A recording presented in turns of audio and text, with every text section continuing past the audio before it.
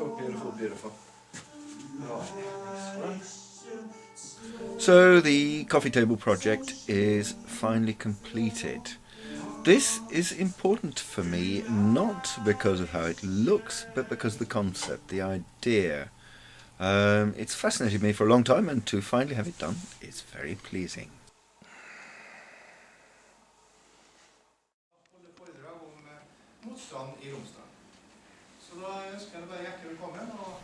Haralder Bjelvåg introducing Asbjørn Winstad at another talk on Romsdal's motstandsmenn, that is, the resistance in Romsdal, apparently led by my father. There were an awful lot of people present. I was very pleasantly surprised.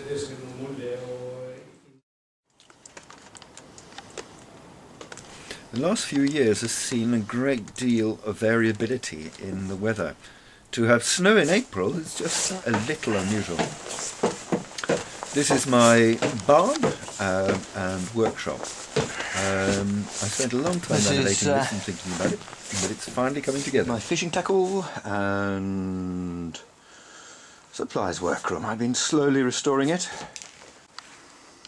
So we want all this cleared up. A bit of heat in here right now. This paraffin stove is really proving successful. Every year we have these fascinating birds, cranes, come to visit. I suppose they're probably Europe's biggest bird. They're certainly very shy, and these guys, I think they had cold feet. That's why perhaps they're only standing on one.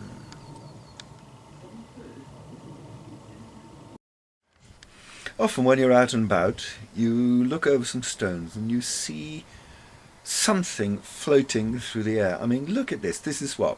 20,000 ton ship floating in the air between the rocks. I mean, this is just awesome.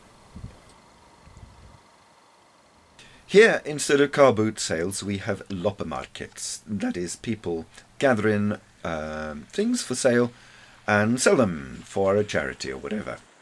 As you can see, it was certainly well attended.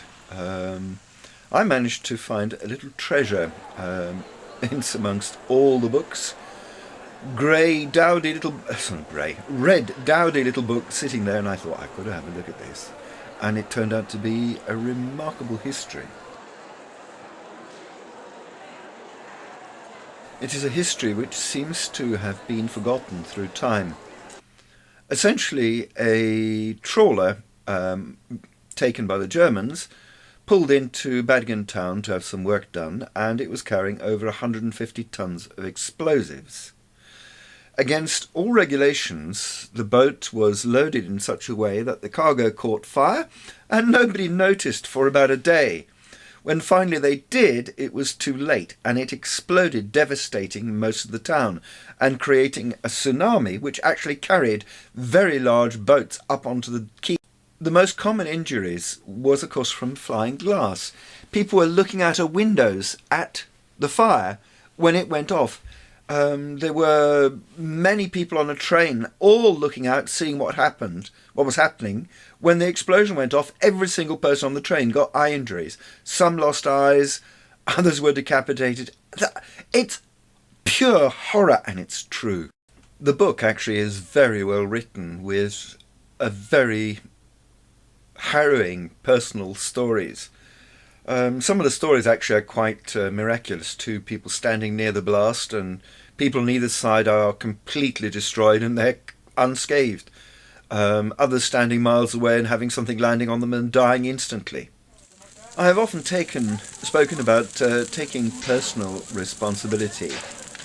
I've been following pollution in the sea from various agencies, and it is clear that dioxins and PCBs, which come often from burning plastics, are responsible for much of the pollution. Another bonfire, one of several today.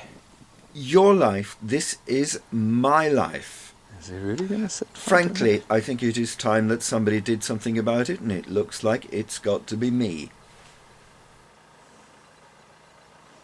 This pile actually burnt for over 24 hours.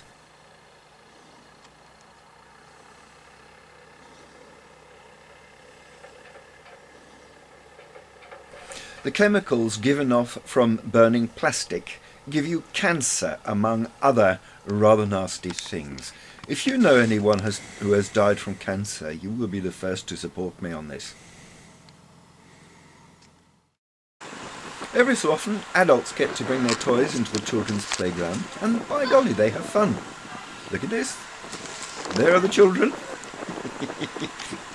And there are the adults playing with the sand. They look as if they're having such fun in that boat. And then when you look at the background, behind them there are the mountains on Uterøy. This is taken from Bud Museum. There is also a really nice restaurant here, recognized for its special Sunday dinners. So, Radar called me up and said, would I like to go to a poetry reading and concert? I thought, well, this is a wonderful way of getting to strange places and getting to meet people in unusual places. And Rangøy most certainly is. It's a little island attached to a very much larger island, as you can see here. Not very far from where I live. It's absolutely fascinating, the place. Really is. Ja, men nå, jeg husker ikke akkurat da. En som bor her. Der har vi den. Wow, hvem er det som samler biler?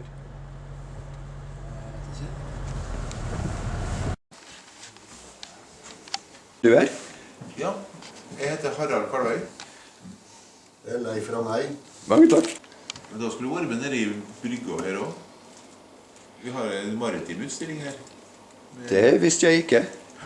Så den er tradisjonell, den sitter der. Hvem er det som har strikket den? Er det ikke Marianne? Marianne Torske. Marianne Torske. Så hun har gjort alt dette her? Nei, det er forskjellig. This is actually a Jersey museum. Det kan jeg se fra her. Definitive, but it's fascinating nonetheless. Ann-Kristin Sørvik, som har laget den her i 2001. Ja, Ann-Kristin Sørvik. Så dette er, du får ikke lov til å selge den, det er sånn utstilling. Det er utstillingen. Når natta kommer med tidevannet, gjemt i en båtlast av stjerner, og den forrykte engelen flyr frådende fra rom til rom med nebb av stål.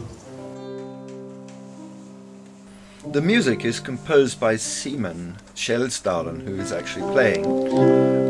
He told me that it was based on early Spanish music for the guitar. It certainly set a mood. Most interesting. Der sitter med snadda i kjeften, medan den jevne dunkinga lener seg over ham og smør maskineriet i bringa. Det fysiske instrumentet er en sister, egentlig en tysk sister fra 1930. Den er stemt som en mandola, det vil si som en bratsj, altså som en fiolin, bare litt mørkere, så er samme intervallet mellom strengene, det som gjør den veldig transparente lyden. Jeg tenkte jeg skulle prøve noe nytt her i dag. 2 tvillingsøstre. Det er en jeg-stemme som ligger i en sykehusseng og ikke kan snakke. Derfor så er tvillingsøsteren Ellie sitter ved sykesengen og snakker. Og når man ikke får noe svar på det man sier, så må man jo bare finne på temaer. Huden, sier Ellie. Bindeveven. Det myke mørke før vi ble født. Fløyelskroppen tett mot min. Trenger vi fortsatt ikke si noe, Ellie? Da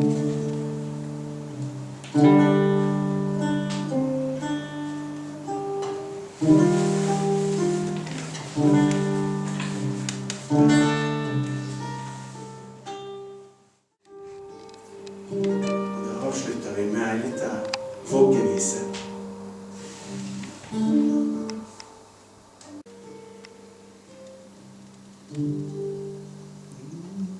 Du er ikke dråpen som fell fra månar. Du ikke strålen som skin fra hav. Du ikke elden som elter lånar. Du ikke vinden som slipar rav. Men dråpen fallen som du kommen.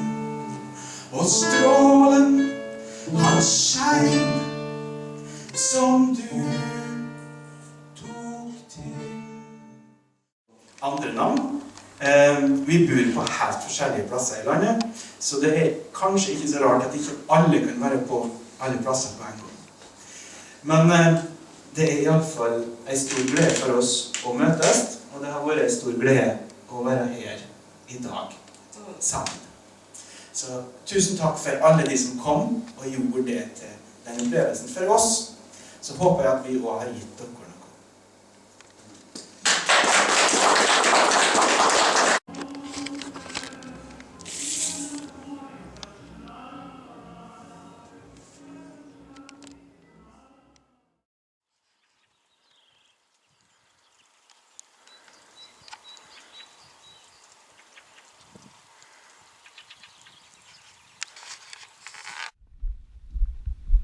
So Inger Moy calls me up and says, can I come down and help move a quay? And I'm thinking, what? Yes, he says, I want you to help us move a quay. We've cut it loose and it needs to be taken over to another part of the of Hustadvika. Can you come down and help? So I thought, okay.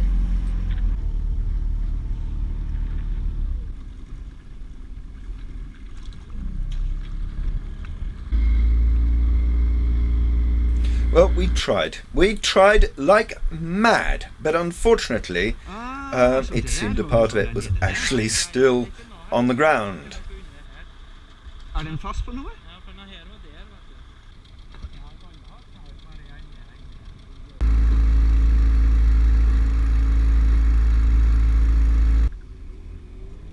So after a lot of consultation, Inger Moy was able to extend his crane to give us a push, and off we set. Unfortunately, we got stuck in the middle. So somebody said, what are we going to do? I said, well, we should get a rope and tie it up. And somebody said, oh, I've got a rope that can reach all the way out there. Can you take it out there, Bertram? So I said, okay. And then they found a massive, great big tractor and pulled it in. How am I going to lift it out like that? This is a fascinating machine. It costs very, very little. And its real name is actually a nibbler. It'll cut steel plate very efficiently just from an ordinary electric drill. As you can see here, it's done the job superbly. Oh, it's a complete one or New commission, some restoration work. So we have to see what they look like when they're done. Okay. Asbjørn Winstad said, can I come and do some long lining? I said, I will be very delighted if you come and do some long lining. So we put out the long lines. And then we had a look at the bottom. Unfortunately, to see the results of our fishing, you will have to wait until the next installation. But the bottom was most interesting. Again, this little GoPro, and it was just over 30 meters deep. Perfect halibut bottom. Du